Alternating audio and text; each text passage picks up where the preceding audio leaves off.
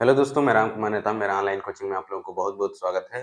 मेरा online coaching जो है कि मैं कभी स्टार्ट किया था, लेकिन कुछ रीज़न या कुछ कारण के कारण जो है कि ऑनलाइन कोचिंग में मेरा जो है वीडियो नहीं आ रहा था। तो आज के बाद जो है लगातार वीडियो आएगा और आज हम लोग देखने वाले हैं क्लास 12वीं के जो सब्जेक्ट है जीव विज्ञान। तो अध्याय 1 में दिख लिखा है जीव में जनन, उसके बारे में पढ़ेंगे। तो जीव में जनन जो है उसमें आपको पढ़ना क्या-क्या है ब्लैक बोर्ड में मैंने लिख दिया है और आज से जो है मेरा वीडियो रेगुलर आएगा। मैं जो है कुछ काम के कारण या कुछ रीज़न के कारण जो है वीडियो नहीं बना पा रहा था, इसलिए मुझे क्षमा करना। आज हम लोग पढ़ने वाले हैं क्लास 12वीं की जो है बायोलॉजी चैप्टर 1 जीवों में जनन यानी रिप्रोडक्शन इन ऑर्गेनिज़्म के बारे में पढ़ने वाले हैं, ठीक है?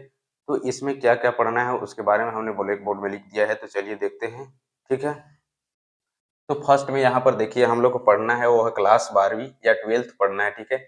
अध्याय 1 है जीव में जनन, सब्जेक्ट है बायोलॉजी। और अध्याय 1 जो जीवों में जनन है उसके बारे में क्या-क्या टॉपिक है, हमें क्या-क्या टॉपिक पढ़ना है उसके बारे में हम लोग पहले से ही ब्लैक बोर्ड में लिख दिया है, क्योंकि लिखते समय हमको बहुत कठिनाई होती है और लिखते ही नहीं बनता है, ठीक है? इसलिए मैंने पहले लिख दिया है। तो यहाँ पर देखिएगा, फर्स्ट जो टॉपिक है वो है हमारा जीव में जनन यानी रिप्रोडक्शन इन ऑर्गेनिज्म के बारे में पढ़ना है, ठीक है? दूसरा जो टॉपिक है वो अलैंगिक जनन है या असेक्सुअल रिप्रोडक्शन के बारे में पढ़ना है। किसके अंतर्गत? अध्याय 1 के अंतर्गत जीव में जनन, सब्जेक्ट बायोलॉजी, ठीक है? क्लास 12वीं। तो यहाँ पर देखिए तीसरा है वो कायिक व वर्धी प्रजनन के बारे में पढ़ना है। चौथा टॉपिक जो है हमारा वो है कृत्रिम कायिक प्रजनन के बारे में पढ़ना है। और पाँचवाँ जो टॉपिक है सूक्ष्म प्रसारण तकनीक के बारे में पढ़ना है। छठवां जो है अलैंगिक जनन से लाभ और लैंगिक जनन से लाभ या असेक्सुअल रिप्रोडक्शन से लाभ और सेक्सुअल रिप्रोडक्शन से लाभ के बारे में पढ़ेंगे।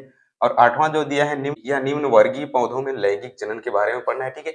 और यहाँ पर देखिए आपका 9वां में लिखा है आवृतबीजी पौधों में लैंगिक जनन, 10वां में है जनन की अन्य विशिष्ट विधियां और 11वां में है निषेचन की पूर्ण घटना है, ठीक है? 12वां में दिया है निषेचन। तो हमारे जो अध्याय 1 है जीवों में जनन उसमें जो है सूक्ष्म या इम्पोर्टेंट रूप से कहें तो यहाँ पर जो है आपका 12 जो है टॉपिक है जो हमें पढ़ना है, जो परीक्षा में पूछे जाते हैं, ठीक है? तो यहाँ पहला जो है जीव में जनन, तो उसके बारे में थोड़ा-सा बात कर लेते हैं। तो जो जीव में जनन होती है यानी रिप्रोडक्शन ऑर्गेनिज़्म होती है, वहाँ पर रिप्रोडक्शन जो होती है मुख्यतः 2 प्रकार की होती है और रिप्रोडक्शन का जो मुख्यतः कार्य होती है वो संतान ही प्राप्त करना होता है, ठीक है? तो जीवों की जो संतान प्राप्त करने की जो पूरी प्रक्रिया होती है मान लो उसको ही रिप्रोडक्शन कहते हैं। लेकिन यदि इसको डेफ़िनेटली भाषा में कहें या तो पुस्तकीय लैंग्वेज में कहें तो पुरानी पीढ़ी के द्वारा अपनी ही तरह की नई संतान या नई पीढ़ी उत्पन्न करने की जो प्रक्रिया होती है उसे ही रिप्रोडक्शन कहा जाता है। और रिप्रोडक्शन की बात करें तो रिप्रोडक्शन जो होती है मुख्यतः 2 प्रकार से होती है। एक होता है असेक्सुअल रिप्रोडक्शन और दूसरा होता है सेक्सुअल रिप्रोडक्शन। तो सेक्सुअल रिप्रोडक्शन और असेक्सुअल ये जो है मुख्यतः 2 ही प्रकार के होते हैं। ऐसे तो अनेक प्रकार के ही रिप्रोडक्शन आ जाते हैं, ठीक है? तो चलिए यहाँ पर दूसरा में दिया है अलैंगिक जनन।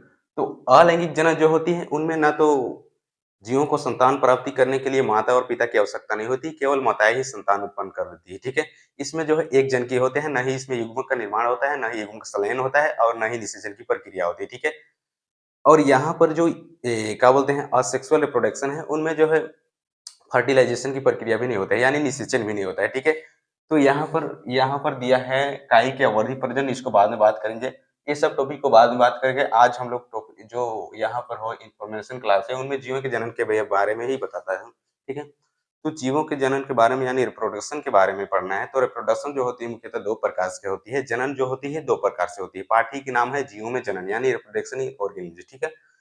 तो जीवों में जनन जो है मुख्यतः 2 प्रकार से होती है।